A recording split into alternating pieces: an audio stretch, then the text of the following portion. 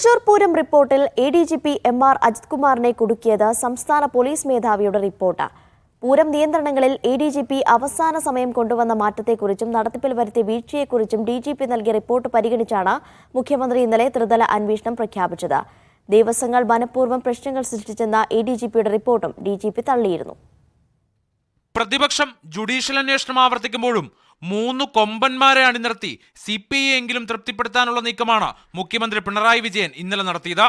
സംസ്ഥാന പോലീസ് മേധാവി ഷെയ്ഖ് ദർവേ സാഹിബ്, ക്രൈംബ്രാഞ്ച് മേധാവി എച്ച് വെങ്കടേഷ്, ഇന്റലിജൻസ് മേധാവി മനോജ് എബ്രഹാം എന്നീ തലപ്പൊക്കമുള്ള കൊമ്പന്മാരാണ് പൂരം കലക്കൽ അന്വേഷണത്തിന് നേതൃത്വം നൽകുക.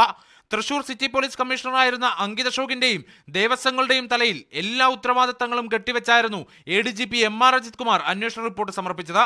നിയമപരമായ നിയന്ത്രണങ്ങളാണ് പോലീസ് നടപ്പിലാക്കിയതെന്നും അജിത് കുമാർ റിപ്പോർട്ടിൽ പറഞ്ഞു. എന്നാൽ ഡിജിപി തൃപ്തനായില്ല. അജിത് കുമാറിന്റെ ഇടപെടലുകളെ സംബന്ധിച്ച സ്പെഷ്യൽ ബ്രാഞ്ച് റിപ്പോർട്ടിന്റെ കരുത്തിൽ ഡിജിപി തന്റെ ശുപാർശകളടങ്ങിയ മറ്റൊരു റിപ്പോർട്ട് ആഭ്യന്തര സെക്രട്ടറിക്ക് കൈമാറി. പൂരത്തിന് 3 ദിവസം മുൻപ് പോലീസ് ഉദ്യോഗസ്ഥരുടെ യോഗം വിളിച്ചു ചേർത്ത അജിത് കുമാർ പൂരം നിയന്ത്രണങ്ങളിൽ മാറ്റം വരുത്തി. പൂരം അലങ്കോലമായപ്പോൾ തൃശൂരിലുണ്ടായിരുന്ന അജിത് കുമാർ പ്രശ്നപരിഹാരത്തിന് ശ്രമിച്ചില്ല. പുലർച്ചെ 3 മണി മുതൽ അജിത് കുമാറിന്റെ ഫോൺ സ്വിച്ച് ഓഫ് ആയിരുന്നെന്നും കണ്ടെത്തിയിട്ടുണ്ട്. ഗുരുതരമായ വീഴ്ചയെന്നാണ് ഡിജിപി തന്റെ റിപ്പോർട്ടിൽ രേഖപ്പെടുത്തിയത്. ഒപ്പം തുടരന്വേഷണവും ആവശ്യപ്പെട്ടു. ഈ ആവശ്യം അതേപടി അംഗീകരിച്ച ആഭ്യന്തര സെക്രട്ടറിയും മുഖ്യമന്ത്രിയോട് ഇതേ കാര്യം ആവശ്യപ്പെട്ടു. അങ്ങനെ അപൂർവമായ ത്രിതല അന്വേഷണത്തിന് കളമൊരുങ്ങി. ഇനി അന്വേഷണ പൂരം. മീഡിയ 1 തിരുവനന്തപുരം.